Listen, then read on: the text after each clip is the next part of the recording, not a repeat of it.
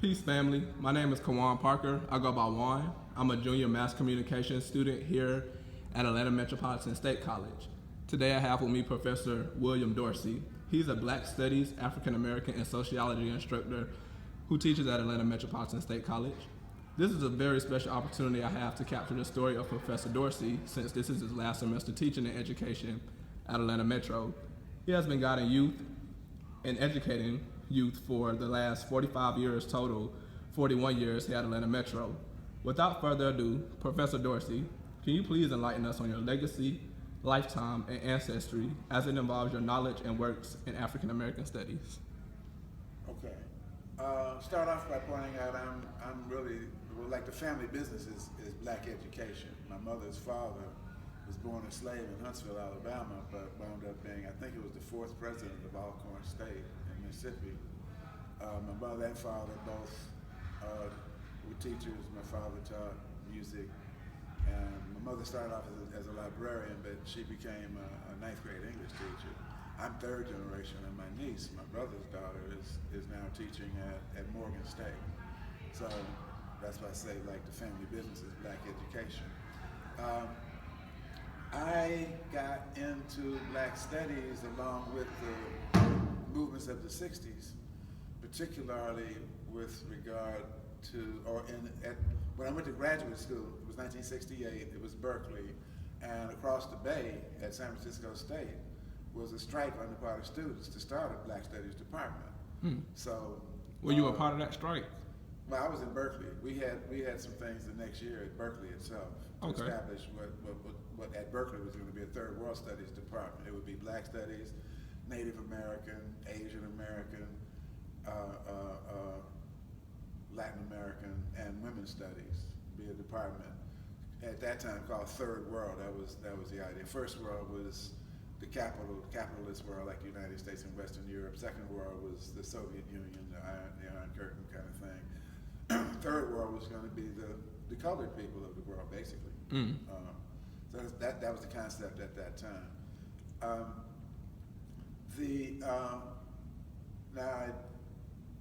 So the whole idea of black studies didn't exist until fall of 1968, and that was what was being talked about. But I was kind of there at the beginning, and I was present when the ideas that became African American studies got started. Eventually, that was 68 to 72 when I was at Berkeley, and then I moved to Atlanta, taught 2 years at Atlanta University, which at that time was separate from Clark College. Atlanta University was a grad school. Clark was a separate undergraduate school. And so I was there 2 years. Didn't get rehired, but that gave me a chance to work full-time at a place called the Institute of Black World, which was down the street from there. And the Institute of Black World, this was in 74 to 76. Institute of Black World was one of the main places that codified or brought together the work done by black scholars over centuries that made it possible for there to be a strike in 1960, in the fall of 1968, for Black Studies Department, and in the fall of 1969 for there to actually be Black Studies departments in many universities across the country. So, like I said, I got there. I was not there in '68. I was on the West Coast, but I did work there 2 years. Various jobs we had, and during that time, I also taught part-time at Georgia State, and it was in the kind of toward the end of my second year at Institute of the Black World and teaching part-time at Georgia State that I met the woman who was the founding chair of Social Science Division here at Atlanta, at that time junior college. And she was a sociologist, my degree is in sociology. When the school opened up, it had 2 sociologists, 2 historians, 2 political scientists, like that. And the second sociologist needed to get her master's degree, so they had an opening here. So I was full-time temporary for 1 year, then 2 years. I would have had to go, but then the chair decided she would go, and I got on the tenure track. That's when I got hired as regular faculty full-time, and that was in 1978. And probably about that same time that the guy who had started the the Black Studies class, decided to leave. So that's when I took over the course. Okay. But yeah, so I had that individual scholarly experience, just learning about stuff. A lot of it is related to sociology. I started out to be a psych major, and my undergraduate degree was not only sociology but also anthropology. So I had the big three social science experience, theoretical science, social science courses under my belt.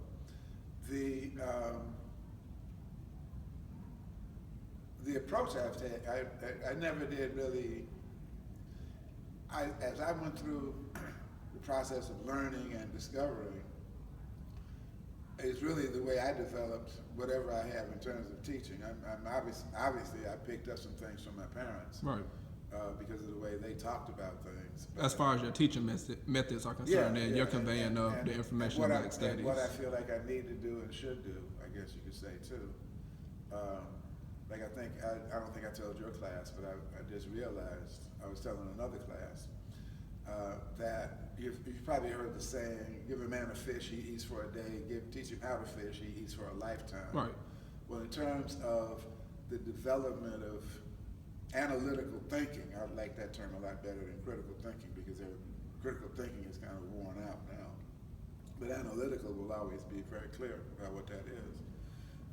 What I try to do with all my classes, Black Studies, social, marriage and family, social problems, urban social, whatever the case may be, I want to teach people how to think, not what to think. And generally, public school and the media kind of tell you what to think. Not necessarily how to think for yourself. Right, and because it's like, there will always be new situations, especially in a modern changing society. So there will have to be, the person's gonna have to be able to take in new information, evaluate it, make sense of it, and then be able to formulate a functional, a workable, an effective course of action for whatever the case may be. So it's about teaching a person how to think rather than what to think. So that, a lot of the things, a lot of the assignments I do, some students get frustrated because they're used to being told what to do all the time, but it's worked. I see people, this being like basically a community college, I wind up pretty much anywhere I go, I run into former students, and so I get that kind of feedback. So that's why I know it's working. Put it like that. With your methods, well, I want to talk more about the change that you've noticed in Black Studies, because like you said, your family is, Black education. Yeah. That's a part of your legacy. So with that being said, how have you noticed the change as an educator and a student under Black Studies? How have you noticed it's changed throughout the decades with its first initiation and with all the protests and everything that it took to even get it into schools? How have you noticed a change as an educator and, studying Black Studies and education? How has that now changed from the implication now until it's, it being taught in the schools widely across, schools around the nation and everything? Yeah, well, that's actually been one of the more interesting things about it. Being in sociology, and one of my main areas of interest, in grad school you pick 3 areas, and one of mine was social change. The other was race relations, and the third was role theory. In other words, as people learn their social roles, how do those roles affect the way they behave, and so forth and so on. One thing, I think the first thing I noticed, like I said, I took over teaching the course in the late 70s. When Reagan came in office and the economy got a little bit better, the young people then had never seen colored signs on the water fountains and things like that. And interest in the course just dropped off so much. I think it probably was a couple of years that it didn't make. Then as the influence of Reagan grew, then the enrollment started to pick back up. one thing I've noticed, to kind of fast forward to your generation, to today's generation, is, and again, kind of looking at it as a sociological thing, because that's essentially what it is, but in the context of African American studies, as the situation in society changes, like that device you're holding, you know, video on demand, you can call it, you know. Definitely. So you've got, all of a sudden you have the video of police killings that contradict the official kind of pattern.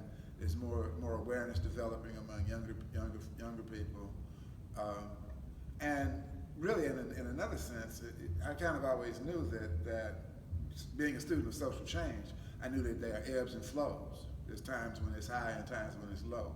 Pretty much like the economy goes through cycles of... Like the economy, but people. Definitely. People go through the same cycles. There's one of the fields in sociology is sociology of knowledge, and, you know, what people understand, when they understand it, and why they understand it the way they do. So that accounts for things too.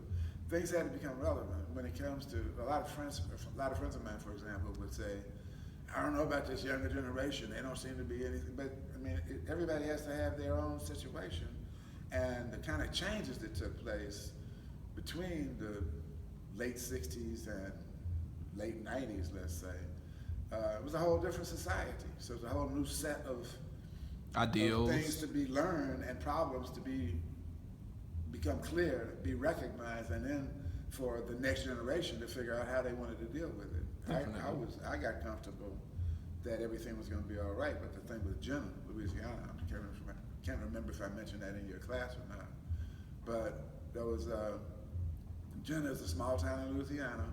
The only, I think it's the only local high school got desegregated. There was a big tree out front where white seniors would eat lunch, and some black students came out there and ate lunch, and that led to an altercation. I don't think it happened right there and then, but there was a fight between the black and white, and only the black students were charged. Mm-hmm. And that kind of got into the news, and like cell phones had just come out, and just by texting one another around the country, people in, well, a little bit older than you now, but, you know, like whenever that was, the early 2000s, I think. Mm-hmm. 20,000 people decided, you know, they decided, you know, we need to go down there and do something. And what they did was just chartered buses. 20,000 people went into this little town. There was no clear idea of what to do, but just to express this concern about this unfairness. Now, Michael Baisden and Al Sharpton went down to try to be leaders of it, but the fact that it was initiated by the young people using then modern technology was a sign for me that it was going to be okay. Sure enough, the rest of the world, the Tunisia, the whole Arab Spring was based upon them following the young black approach of texting one another and making a community out of a whole nation. Hmm. So, and you know, then Steve Jobs came along and put video in cell phones, and all of a sudden you got the thing with the police. White people who would readily believe the police story and the articles in the newspaper now had contradictory information, and began to see the American race relation situation is you know, obviously quite unique in the world. I mean, it was the model. Nazi Germany looked at racial segregation in America for its decisions about how to mistreat the Jews. Mm. South Africa built its apartheid system based upon the stunning efficiency of the American democracy in denying humanity to black people. So we've been for years, and some I'm sure I've mentioned in your class, we've been we are the first ones that they tried these kind of suppression, oppression, exploitation things. So it's necessary for black Americans to come up with some kind of strategy to respond to it. And that in turn becomes a model for the rest of the world. Um, so it's like, it's kind of like algebra in the sense that it's not, I can tell you about a specific situation, but if I can get you to generalize and understand some of the underlying issues that led to this or that or some other type of response, then that's gonna, like algebra, you substitute whatever, you're just dealing with quantity as opposed to specific numbers. And it's the same kind of thing, with what I try to do with teaching. I don't know, what was the other thing you mentioned? I was gonna actually ask a quick question, and then we'll wrap it up in about maybe about 2-3 minutes. So growing up and really not having, how was school for you, considering the fact that Black studies didn't become integrated into higher education until around like the late 60s and 70s? I had the great fortune of graduating from a segregated high school. Okay. It was all Black? Yeah. All Black. Yeah. So you went to an all Black high school. What was the name? I graduated high school in 1962. 1962. And you didn't have the Civil Rights Act until 1964. Okay.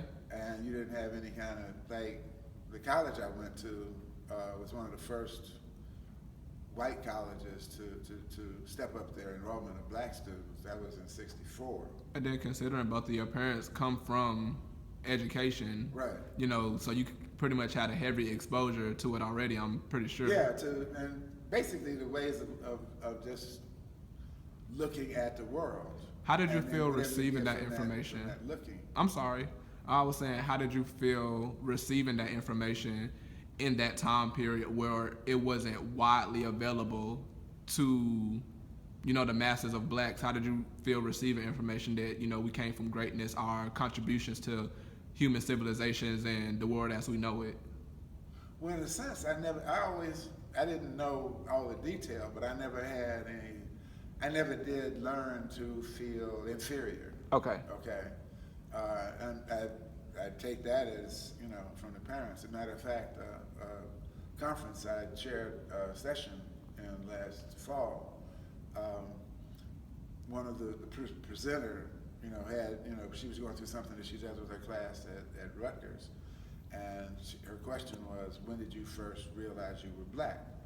And, you know, the audience responded to that and all, but what I realized is I always knew it, or at some point, obviously, I didn't know it, but by the time I was old enough to have a memory, I already knew it. It never was an issue for me. And then the simple fact of, well, you know, it's like, when I did hear stereotypes, I knew Black people had plenty of sense, so the stereotype was just obviously something stupid to me. Later on, as I went into social and got more and more education, then I could see the function, you know, what stereotypes were, why they were put there, that kind of thing. But for the most part, that was it. Now, when it comes to like passing that along to students, there's plenty of that, you know, with the ancient African greatness and that kind of thing. So the thing I've always focused on is kind of like those things in the interstices, the in-betweens, the things that link one thing to another that wind up making a whole in terms of a student's appreciation, understanding, capacity to recognize the whole, put it like that. So that and then again, that process of how to think, and that's going to be whatever comes up, whatever life gives you. You have to have that capacity to do that. So I never really, you know, I knew it would be important. Okay, I mean, looking at it, you know, really, like I said, I started out to be a psych major, wound up being in social anthro, but when it comes to any kind of analysis of what has to happen for African Americans, first, individuals have to get themselves together emotionally, intellectually, socially.